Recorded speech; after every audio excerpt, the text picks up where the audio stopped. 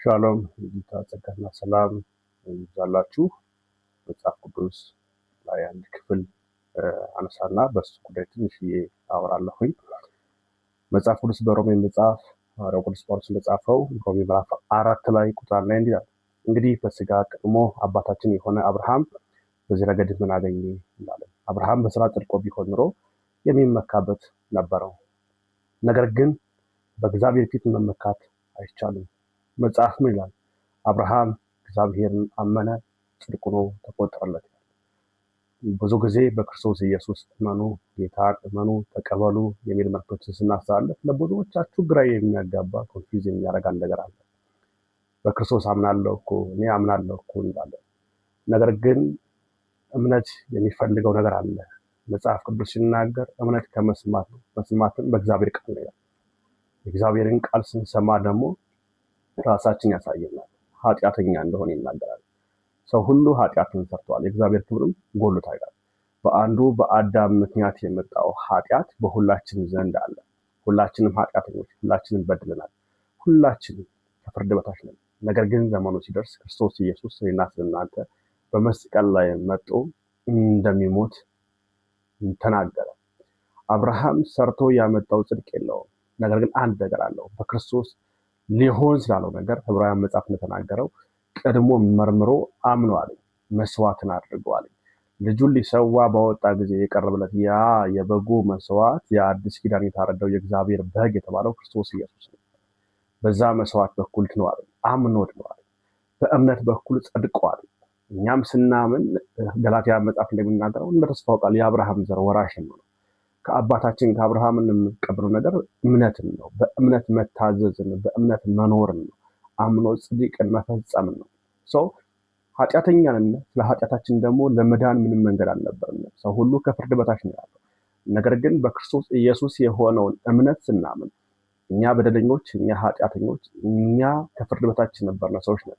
መጽሐፍ ቅዱስ በዚሁ መጽሐፍ ሮሜ ምዕራፍ 6 ቁጥር 23 ሲናገር የኃጢአት ደመወዙ ሞት ነው ስለሚል ሁላችንም ከፍርድ በታች ከሞት በታች ነበር። ነገር ግን ስለኛ ሲል ከወደደን ከታላቅ ፍቅሩ የተነሳ መስቀል ላይ ሞቶልናል፣ ፍቅሩን ገልጾልናል። መጽሐፍ ቅዱስ በዮሐንስ ወንጌል ላይ ከዚህ የሚበልጥ ፍቅር ለማንም የለውም ይላል። አንድ ፍጹም የሆነ ፍቅርን ሰጥቶናል። መጽሐፍ ቅዱስ በሌላ ክፍል ላይ ሲናገር ስለ ጻድቅ ሰው የሚሞት በጭንቅ ይገኝ ይሆናል፣ ነገር ግን ስለ ኃጢአተኛ የሚሞት ፈጽሞ አይገኝም። ክርስቶስ ግን ገና ጠላቶች ሳለን፣ ገና ከፍርድ በታች ሳለን፣ ኃጢአተኞች ሳለን ስለወደደን ሲል በመስቀል ላይ ስለኛ ኃጢአት ሞቷል። በክርስቶስ እመኑ ስንላችሁ ኢየሱስ ክርስቶስ ስለኛ ኃጢአት መስቀል ላይ ሞቷል፣ ሞቴን ወስዷል። ፍጹም ጻድቅ ነው፣ ፍጹም ሰው የሆነው ኃጢአትን የማያውቅ ከአዳም ዘር በደም ያልተዋረሰ ፍጹም መለኮት የነበር ነገር ግን የባሪያን መልክ የመሰለ በቅድስት ድንግል ማርያም ተወልዶ በቀራንዮ መስቀል ላይ ዋጋን የከፈለው ክርስቶስ ኢየሱስ እኛ እንዳይፈርድብን፣ እኛ እንዳንሞት በእርሱ ስናምን ድፍረት አለን፣ በእርሱ ስናምን የዘላለም ሕይወት አለን፣ በእርሱ ስናምን በአብ ፊት መቅረብ አለን። ስለዚህ ኢየሱስ ክርስቶስ እመኑ ስንላችሁ መጀመሪያ ኃጢአተኝነታችሁን እመኑ። ኃጢአት አለብኝ፣ ማንም ኃጢአት የለብኝም ቢል ራሱን ያስታል። ስለዚህ ኃጢአት የለብኝም አትበሉ፣ ኃጢአተኞች ናችሁ። ጽድቅ ሰርቻለሁ ብትል እንኳን ጽድቃችሁ የመርገም ጨርቅ ነው፣ በእግዚአብሔር ፊት ረብ ነው፣ የሚታይ አይደለም፣ የሚያሳፍር ነው። ሰው በክርስቶስ ስታምኑ የምታገኙት የዘላለም ሕይወት ነው። ከዚህ በኋላ በክርስቶስ ያመነ ሰው ነው ጽድቅን ሊፈጽም የሚችለው፣ ሊሰራ የሚችለው። መልካም ነገር ብታደርግ ይህ ሁሉ ለመዳን አይደለም፣ የዳነ ሰው የሚሰራቸው ተግባሮች ናቸው። መጾማችን፣ መጸለያችን፣ መስገዳችን፣ ማገልገላችን፣ የትኛውም ምጽዋት መስጠታችን፣ መልካም ማድረጋችን ሁሉ ስለዳን የምናደርጋቸው እንጂ ለመዳን የምናደርጋቸው አለ። ምክንያቱም ሰው በራሱ ስራ የሚድን ቢሆን ኖሮ የሚመካበት ይኖረው ነበር። አብርሃም አምኖ ነው የዳነው። በዚህ ክፍል እንደሚናገረው የሚመካበት የለውም። በአንዱ በእግዚአብሔር ልጅ አመነ፣ ጽድቁን ተቆጠረለት። ሁላችንም በእርሱ ስናምን የዛ ወራሽ ይሆን ነው። ኢየሱስ ክርስቶስ ለስጋም ለነፍስም ፈውስ ነው። በእርሱ ስታምኑ የዛሬ ሕይወት አላችሁ። ይሄ ሃይማኖት አይደለም። እግዚአብሔር አምላክ ዓለምን የሚያውቀው በሁለት መንገድ ነው፣ ወይ በክርስቶስ ነው ወይ ደግሞ በጨለማው ዓለም በሰይጣን ነው። በክርስቶስ ስታምኑ የእግዚአብሔር ልጆች ነው፣ ሊስቶን ደግሞ ወራሽ ናቸው።